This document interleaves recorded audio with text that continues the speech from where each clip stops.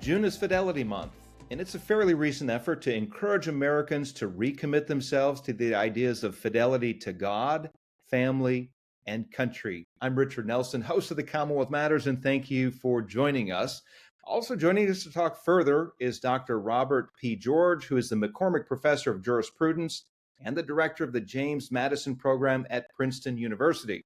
He's a leading public intellectual, also known for his work on constitutional law, religious liberty, and natural law theory. Dr. George has served on the U.S. Commission on International Religious Freedom and the President's Council on Bioethics. But for our purposes today, he is the founder of Fidelity Month, an initiative promoting fidelity again to God, family, and country. Dr. George, welcome to the Commonwealth Matters. My very great pleasure. Thank you, Richard, for having me on the show. I'm going to start out with a survey done by the Wall Street Journal in 2023, and they found that the values of patriotism, religion, family, and community have declined significantly in the past 25 years. I think this is what prompted you starting Fidelity Month, but consider some of these numbers. 38%, and this was taken, this survey poll was taken in 2023. They found that 38% of Americans believe that patriotism to be important. That was down from 70% just 25 years prior to that. 39% of Americans believe that religion to be important, down from 68%. 30% believe that having children are important, down from 59%. 27% believe that the value of community was important, down from 47%. At the same time, the value placed upon money grew by 12%. Dr. George, any idea what has caused this shift in public opinion regarding these very important institutions? Well, Richard, you're right that what inspired me to declare, by the authority vested in me by absolutely no one, June to be Fidelity Month, were those polling data, those survey results. They clearly show a decline in the belief of Americans in the importance of faithfulness to God, faithfulness to spouses and families, faithfulness to our country and to our communities. And that startled me, and it really worried and worries me for this reason. Our nation is not a nation whose strength and unity is founded on blood and soil. Now, most nations of the world are nations whose strength and unity are founded on blood or soil or throne and altar. There's a common race, a common ethnicity, a common religious community or tradition or denomination, common cultural history. But we Americans are from many, many different races, ethnicities, religious traditions, cultural histories, cultural backgrounds. If we are to be united, if we're to have the strength that comes from unity, then we're going to have to found our strength and our unity on something other than blood and soil and throne and altar. Now, what is that something other? Or what are the something others that we can found our strength and unity on? Historically, they've been really two things. Number one is a shared commitment to our nation's constitutional principles. Those articulated originally in the Declaration of Independence. We hold these truths to be self-evident, that all men are created equal, endowed by their Creator with certain unalienable rights. But then secondly, shared beliefs in the importance of God, of family, and of community. Doesn't matter whether you're black or white, historically. Doesn't matter whether your ethnicity is Croatian or Italian or Japanese or from somewhere else. Doesn't matter whether you're Protestant, Catholic, Jewish, Christian, from one of the Eastern religious backgrounds, your family history being in India or Japan or Southeast Asia. Americans were united across those lines of historical difference by a shared commitment to faith in God. After our national motto for everybody, not just for white, Christian, or anything else, is in God we trust. Our pledge of allegiance to our country is to pledge allegiance to a nation under God, the language of under God coming from the great prayer Lincoln prayed, concluding his Gettysburg Address, praying that this nation under God will have a new birth of freedom and that government of the people, by the people, and for the people shall not perish from the earth. That was shared across races, just traditions, ethnicities, cultural histories. Same with the belief in the importance of marriage and the family and the importance of fidelity in marriage. It didn't matter whether you were of Asian heritage, European heritage, black, white, red, yellow. Didn't matter whether you were Latino. Didn't matter whether you're Catholic, Protestant, Jewish, Christian, Eastern. You shared a belief in the family as the fundamental unit of society. And same for patriotism. If you look at the blood shed by our valiant men in arms on the beaches of Normandy, at Iwo Jima, and then going back through all the wars, that blood is not just white, it's not just black, it's not just European background, it's not just Catholic, not just Protestant. It's the blood of Americans across the racial and ethnic and religious differences.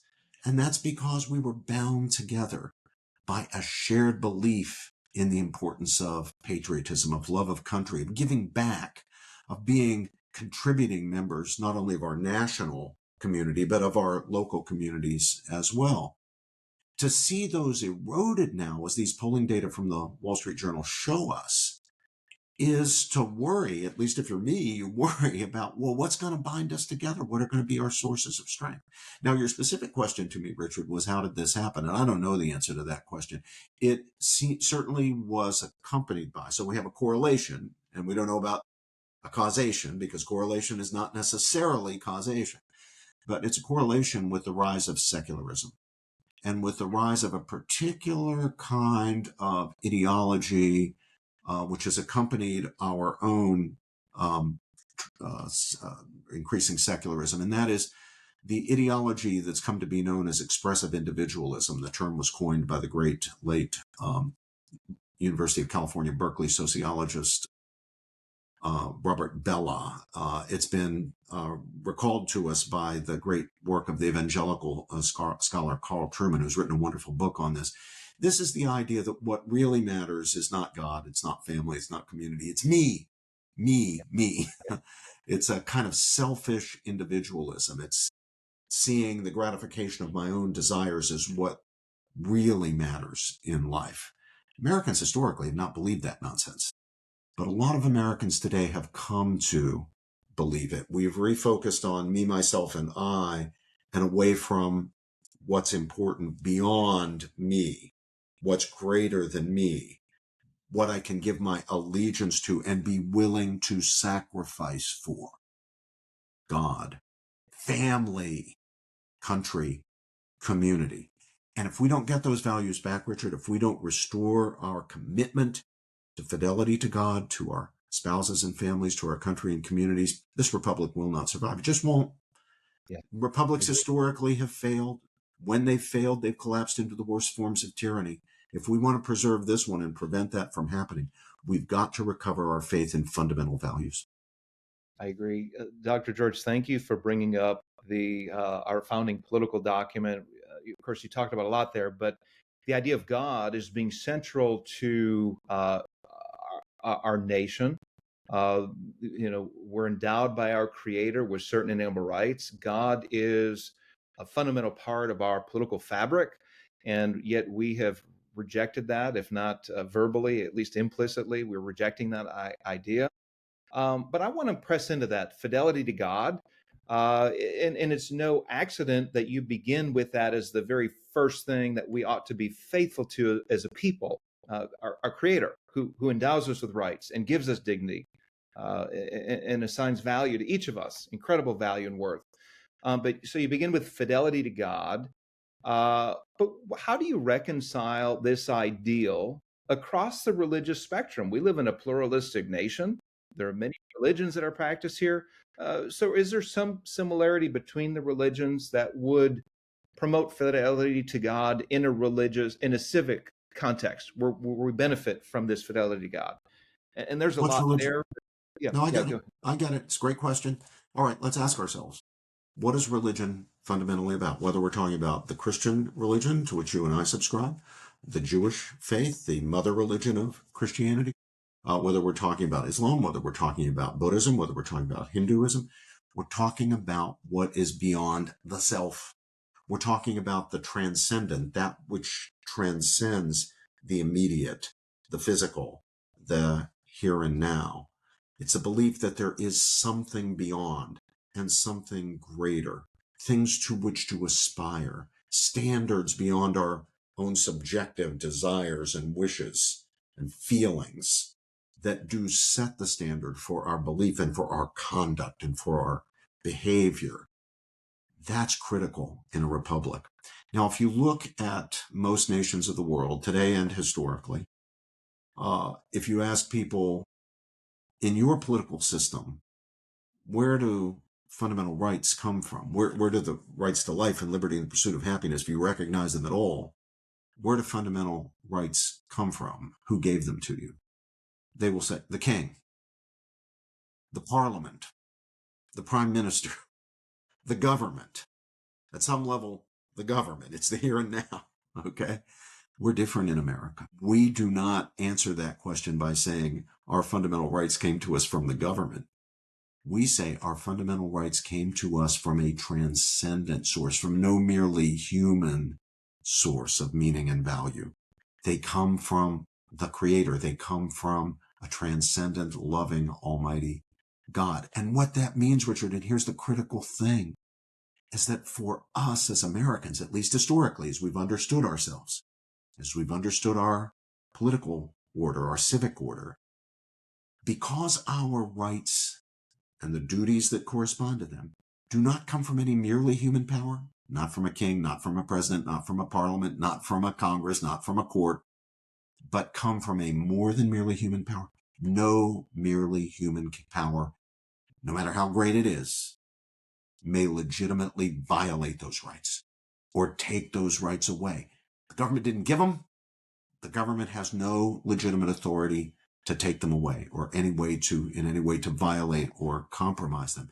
That, to me, is the glory of this great experiment in ordered liberty and republican government that our founders, our great founding fathers, bequeathed to us, and which it's our duty to maintain and pass on to future generations. And that's why I declared June to be Fidelity Month.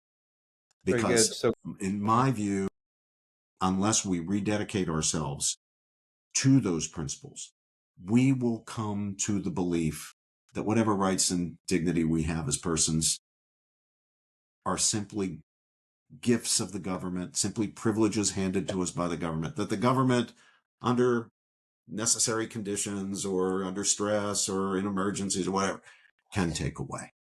That's not the America I want for my beautiful grandchildren. I'm sure it's not the America you want for your children and grandchildren. I think most Americans, if they thought about it, would say that's not the future I want for my children and my grandchildren and my great-grandchildren. All right, if that's not the future we want, if we want a future in which our strength and unity is to be preserved, then we're going to have to rededicate ourselves to fidelity to God, to our country and communities, and to our spouses and families. Hi, Richard Nelson here with the Commonwealth Policy Center. Have you found yourself frustrated and angry about the direction of the country? Maybe you're watching Fox News and you see what's happening in Congress or in other parts of the country. Let me encourage you to turn your frustration and energy into a positive direction. Have you considered running for local office? And listen to me for a minute. You can have a greater impact on local elections and on policy decisions if you serve in local government. School board, for example, they set curriculum decisions and tax policy. How about city council or fiscal court? These are very important elected offices where you can have a positive impact on. Consider running for local office. CPC is bringing candidate training events all across the state, and we'd love for you to join. If you've ever felt called to run or interested in running, come on and join us. You can find out more information at the Commonwealth Policy website at commonwealthpolicycenter.org. Go ahead and check it out, and we hope to see you in the fall. Let's talk about fidelity to family and children in particular. And you've said in a previous interview, you said being faithful to your children means being a mom or dad, being present for them. There's a lot of parental infidelity today that takes the form of allowing devices to entertain our children. And then you go on to say, you're not an extremist on this, you're not a Luddite. But if we are finding it convenient to allow our children to be entertained by games and devices so that we can free up our own time, we're doing a disservice. We're not being faithful to our children. I just paraphrased that last part of that statement. But it's difficult, Dr. George, to be a parent when it's not just the digital age that we're in. Our young people are getting a hold of smartphones. They've got them in grade school now. They are on social media, Facebook and Instagram, and all their friends are on it. Is it going to take an act of legislation to reset the button as to, if you will, as to what's appropriate for children to further protect them? Because moms and dads are pushing against a cultural tide that is not healthy for our children, where they're not able to be present and be faithful in their parenting. What is it? That's, again, a lot there, but I want parents to have a vision, moms and dads to have a vision for how to protect their children, especially from the cultural harms that are coming their way. Yes, well, government, and by this I don't mean necessarily or primarily national government, but state and especially local government, and especially school boards and schools, public schools, I think do have a role to play, but that role is subsidiary. That role is secondary or even tertiary. The primary role has got to be played by parents and by those who assist parents, grandma and grandpa, and auntie and uncle, and coach and pastor and teacher and librarian, all the people who are the immediate people in the lives of children. Not President Trump or President Obama or whoever it is, happens to be the president in Washington, D.C., not the governor. It's really primarily the responsibility of parents and families and those who assist parents and families immediately. What Edmund Burke called the little platoons of civil society, the private associations, the religious community, the pastors, the local community, the Little League, the Boy Scout, the non-governmental institutions that play such important roles in the formation of our young people's character and in the education of our young people. And a lot of that's going to have to be done by parents coordinating. We're going to form a pact among our parents to limit the access and maybe exclude it altogether for younger children to smart devices, which, according to the research of my friend Jonathan Haidt, who I think has really done wonderful work on this. Jonathan is a very prominent, distinguished social psychologist at New York University. According to John's research, it's access to those devices that is playing a very important role in the mental health crisis, a negative role, contributing to the mental health crisis among our young people, which everybody in education at all levels knows about. If you mention the mental health crisis and a person is a professor or a high school teacher or a middle school teacher, they're going to know exactly what you're talking about. The anxiety, the lack of a kind of interior peace, the concern that things aren't going right in my life that we see among our young people. So primary role for parents and civil society, secondary, subsidiary role for government at all levels, especially the local governments and school boards and so forth. But this gives me an opportunity, Richard, to talk a bit more about the concept of fidelity, because I don't think it's completely well understood. Let me say a word that I hope will enrich our understanding of it. Let's think about the way the term is typically used to mean fidelity in marriage, fidelity to your husband or wife. Someone might think, well, I'm a faithful husband because I don't have extramarital affairs. Well, yeah, that's true. In that sense, you are a faithful husband, and that's a really important thing. You're not faithful if you have extramarital affairs. But what I want to say about fidelity is that it goes beyond the negative, just not having extramarital affairs. A faithful spouse is a spouse, husband or wife, who sees his or her role toward his or her spouse as a vocation, sees marriage as a vocation. What is vocation? What does that word mean? It means a calling to serve. Same thing it means when someone's called to be a priest or pastor, or rabbi, minister. Marriage is the same. You're called to serve your spouse, and if you are blessed in your marriage with children, your children. So when we ask, am I being a faithful husband? It goes beyond, am I not having extramarital affairs? That's just the minimum. That doesn't really mean you're in the full, rich sense of faithful husband. Faithful husband is asking, how do I serve my spouse better? Am I there for her? Do I give her the support she needs when things are rough? Is she getting the kind of affirmation and love and commitment from me that I should be showing her, giving her? Same when it comes to children. You know, if you're having extramarital affairs, you're not only harming your spouse, you're also harming your children, whether they find out about them or not. But fidelity to your family, including your children, means more than just not having extramarital affairs. Are you there for your kids? Or are you, and this is the point you quoted me making, or are you, instead of giving the kids your time and attention, are you handing them a device and say, here, this has got video games, or here, you can be on TikTok or Instagram, and there's your social life?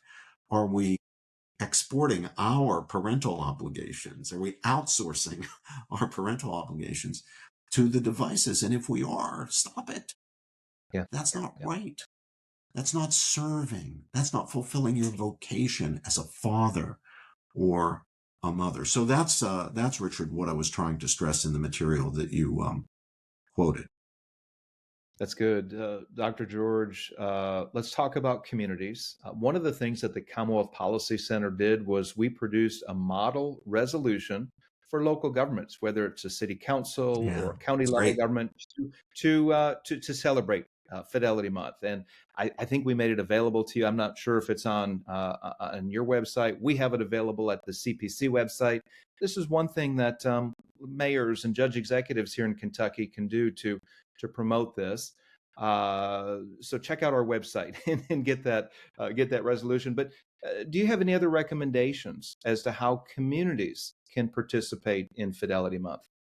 Yes, and I so greatly appreciate, well, all the work that Commonwealth does. I appreciate all the great work you do. And of course, I especially appreciate your partnering with me and with others with whom I'm associated to recognize and promote Fidelity Month. I really am grateful, Richard, to everyone at Commonwealth for that. You're very welcome. Thank you. Now, go to your website. I encourage everyone to go to the Commonwealth website, and not just because you can find good material there about Fidelity Month, but all the great work that the Institute, the center, is doing.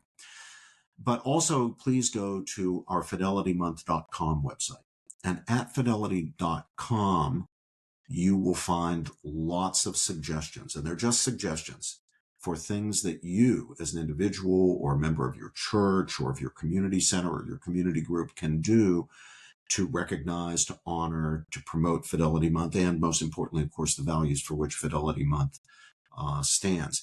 Let me stress that Fidelity Month is a grassroots movement. This is not top down. Nothing is dictated. Fidelity Month has no staff. We have a volunteer executive director. Of course, it's Christopher Farr, for whom I thank you because he came to us from your operation, and you trained him well, and he's doing a fantastic job on Fidelity Month and other projects on which he and I are working together.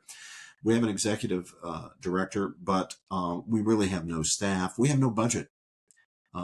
This is not a top-down thing. So it's unlike most of these kinds of movements in the United States today, whether they're on the left or the right or center or not describable in any of those terms. And again, Fidelity Month is not on the left or right or center. I myself am a conservative. I myself have certain political views. But this is a positive movement that we would like to draw everybody into. All you have to do is share it doesn't matter whether you're a Democrat, Republican, doesn't matter, Catholic, Protestant, Jewish, no matter what you are. Doesn't matter what your ethnic background is, certainly doesn't matter what your race is.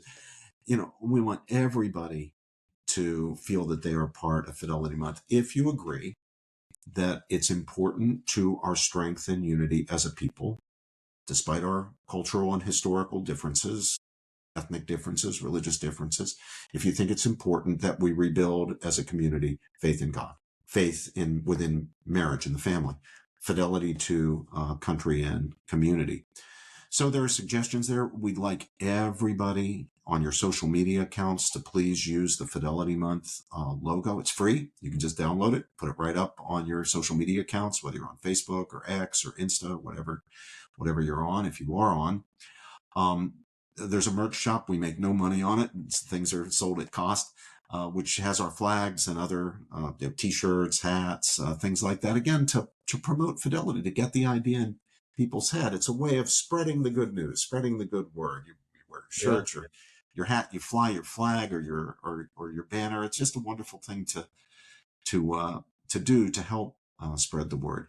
Also, be in touch with your mayor. Be in touch with your city councilor. Be in touch with your state representative. They're in Kentucky or my home state of West Virginia or my current state of New Jersey, doesn't matter where. Be in touch with your legislator. Be in touch with your member of Congress or one of your senators or both of your senators and ask them to please support a kind of recognition by the political leadership of Fidelity Month. Read something into the legislative record promoting Fidelity Month. That too helps us to get the word out there. Hold an event at your church or at your community center, any organization that you're involved with where it would not be inappropriate. Please have a speaker. Have a speaker on the importance of patriotism. My goodness, when I was growing up, I know it was back in the Middle Ages, but when I was growing up, people weren't ashamed to be patriotic. I loved every Memorial Day watching my wonderful, beautiful father, World War II vet, fought in Normandy and Brittany. Watching my father on Memorial Day marching in our little Mount Morris up in the Appalachian Mountains, little Mount Morris Memorial Day parade, and marching with the veterans, his fellow veterans. When I was young, there were still World War I veterans around. When my father was young and watching the parade, he could remember watching some very elderly Civil War veterans marching in the parade. But somehow it's become uncool or thought unsophisticated to be patriotic. I mean, enough with that nonsense. There's nothing uncool or unsophisticated about being patriotic. We are blessed to live in this wonderful land. Do we have faults? Yeah. All cultures, all societies, all polities do. Have we committed historical sins as a nation? Yes. And we're embarrassed about it. But are our principles sound? Absolutely. We have never had reason to feel shame when we have been faithful to our principles. The only times we have reason to be ashamed is when we have been unfaithful to the principle that all men are created equal, that they are endowed by their creator with certain unalienable rights. So we should be celebrating and proud to be celebrating our fundamental commitment to our nation, to patriotism. We should be patriots, just as we should be faithful to God and faithful to our spouses and families. Dr. George, that is a well said. And unfortunately, we are out of time. I applaud you for launching Fidelity Month. I believe we're in the third year of it. But just to remind Americans that we are blessed as a people, that we need to go back to first principles, becoming faithful to God, faithful to family and spouses, and faithful to our country and our communities. Again, I cannot thank you enough for taking the lead on this. Commonwealth Policy Center will be here to help you as we are able. And again, check out the Fidelity Month website. There are some great resources there. There's merchandise there, as Dr. George just mentioned. And Dr. George, again, thank you so much for joining us here on the Commonwealth Matters. May God bless you as you continue your good work on this. Right back at you, my dear brother. Thank you.